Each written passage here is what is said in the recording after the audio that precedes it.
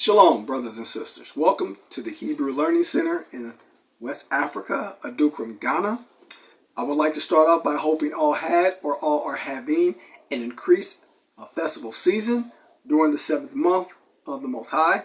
The 7th month being a month of completion, a month of warning, coverings, which is also known as the atonement, and booths. Today's topic will focus on the Hebrew term midbar, which has been translated as wilderness or a desert-like area.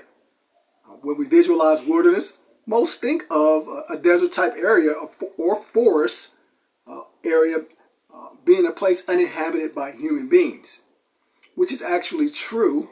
However, today we're going to deal with the concrete form of the definition. Midbar is not limited only to a place uninhabited. It is also a place of order or a place set apart for a special purpose. For 40 years, the Most High had the children of Israel to wander in the wilderness. Insights into why the Most High chose the wilderness for their wanderings can be found in the root word of midbar. The root word of midbar is the Hebrew word davar. Davar is most frequently translated as speak or also as word throughout Scripture, but more literally means to order or arrange words. That's what the Hebrew word davar actually means, to order or arrange words. The word midbar is a place existing in perfectly arranged order, which we know as wilderness. Midbar is a place existing in perfectly arranged order, an ecosystem in harmony and balance. By placing Yisrael in this environment, the Most High is teaching them balance, order, and harmony. This was a daunting task considering the fact that the children of Israel were a people of disorder, dwelling in the land of Egypt, Mitzrayim. According to Ancient History Encyclopedia, which you can find at ancient.eu, the ancient Egyptians served over 2,000 different mighty ones, or 2,000 different gods, to go along with many different customs and celebrations connected to those lesser mighty ones. The Most High had to set the precedence by distinguishing himself from those lesser mighty ones, or lesser gods, you may say, to show them who was the one true power of Abraham, Isaac, and Jacob. The one who causes all to exist, HaYah, is his name. In order for a people to be physically set free, first must be mentally and spiritually set free from the powers of darkness. However, bringing order to a people accustomed to disorder resulted into rebellions and thousands of deaths. The Most High HaYah, for this final time, is freeing his people from the lesser mighty ones, or the lesser gods, I should say, of Egypt, of Mitzrayim, the spiritual Egypt that his people have been scattered throughout the four corners of the earth, through the European empires, and also even long before that, if you want to get technical, the 10 tribes through the Assyrian empires. He's bringing us back from these places we've been scattered as slaves so we can once serve him again. But first, he must deliver us mentally and spiritually from the lesser mighty ones through religion, educational systems, and also what we hear today as science. All right, and also from the hands of the Edomite European Empire. The Most High HaYah is currently bringing his people once again into the wilderness, or should I say, an arranged place of order for a final cleansing. The question remains: how do we avoid the errors of our ancient ancestors? So we're going to go through just a few scriptures today to get a little bit better understanding of the word wilderness and the Hebrew word midbar. Exodus chapter 5 verse 1 says, "And afterward Moses and Aaron went in and told Pharaoh, Thus says HaYah, the power of Yisrael, Let my people go, that they may hold a feast unto me in the wilderness."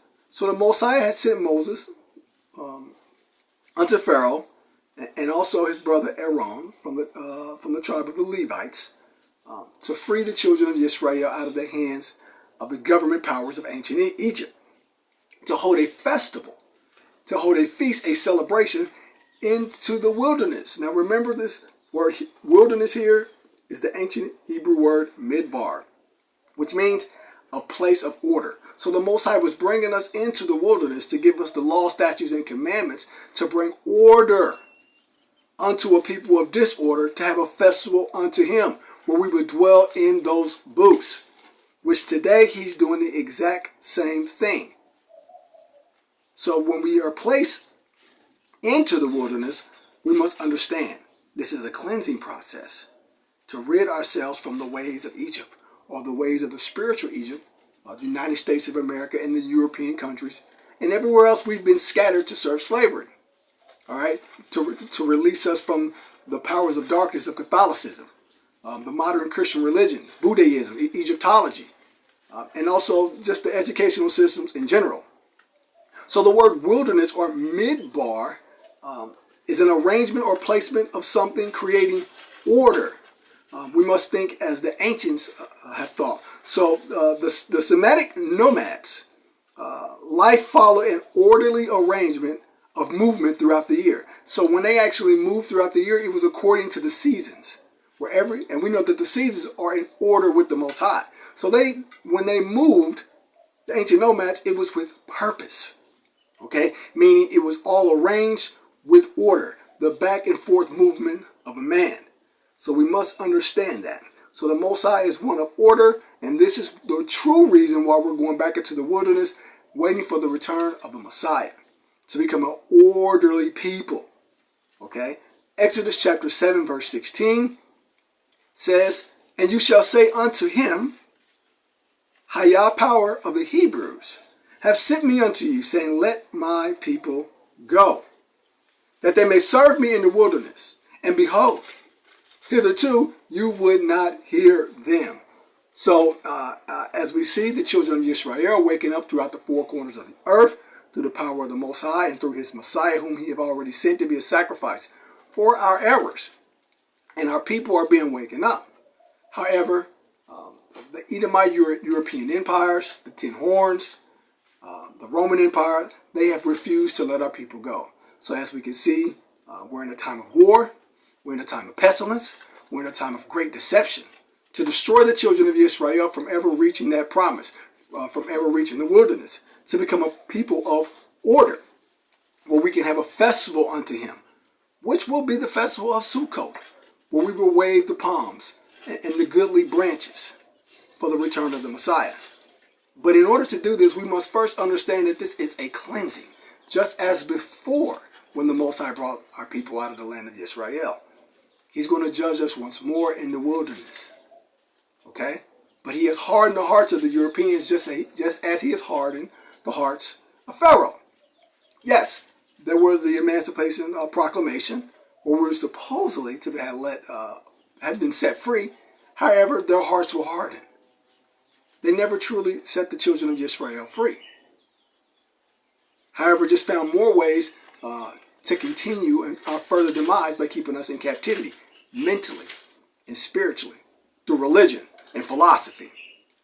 So the book of Ezekiel, chapter 20, verse 34 says, "And I will bring you out from the people, and will gather you out of the countries wherein you are scattered, with a mighty hand and with a stretched out arm and with fury poured out." That fury poured out is economic collapse, famine, world war, nuclear world war, which is on the horizon, great distress, pestilence, people dying from all over the earth, 10,000 on one side, 1,000 at the other.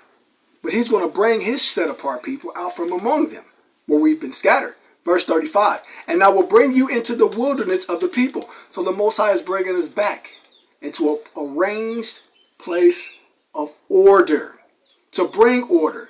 And the law, through the teachings of the Messiah, that is what brings order. And we must understand that part, if we truly want to serve him and truly want to make it through the wilderness. So he says, "I will bring you into the wilderness, midbar, a place of order of the people. And there I will plead with you face to face," meaning he will judge us. That word plead is shapat, meaning he will judge us face to face. Verse 36, like as I pleaded, or like as I judged with your fathers in the wilderness in the land of Egypt, so will I plead with you, saith HaYah, the Most High. So we must understand why he is bringing us back into the wilderness once again, just as he had done with our ancestors, to bring us into a place of order for judgment, everyone. Judgment. So we must self-examine ourselves to distinguish if we're with the Most High, or do we want to remain in Egypt and be judged like our ancestors. Verse 37, and I will cause you to pass under the rod, meaning we're going back under the Most High's law, his Torah, his instructions, back under the staff, his rulership, okay? And I will bring you into the bond of the covenant, the Berit, back into the bond of the agreement that we have made with the Most High through the shed blood of the Messiah. And I will purge out from among you the rebels and them that transgress against me. And I will bring them forth out of the country where they sojourn, and they shall not enter into the land of Israel, and you shall know that I am HaYah. So that place of wilderness, the arranged order, is a place of judgment.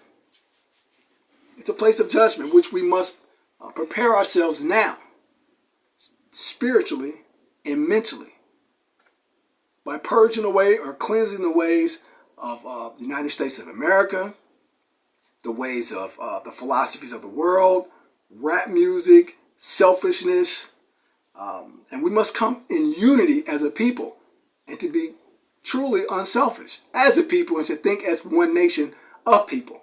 Verse 38.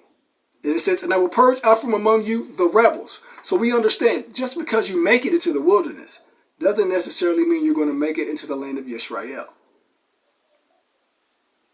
Okay? And the reason why is because these particular people did not come under order. Not come under order. And they transgress against the Most High HaYah of Israel. So during this festival season, these are some of the things we should think about, bringing ourselves and our homes under order. If we're not willing to examine ourselves first to bring order and discipline to our houses, our tents, or our booths, we are continuing in our rebellious ways just as our ancestors. Therefore, many of Israel will be overthrown in the wilderness once again. Hopefully this message was able to edify you. We give all praises to the Most High HaYah through his set apart one, the Messiah, Yehoshua, through the set apart one. Shalom.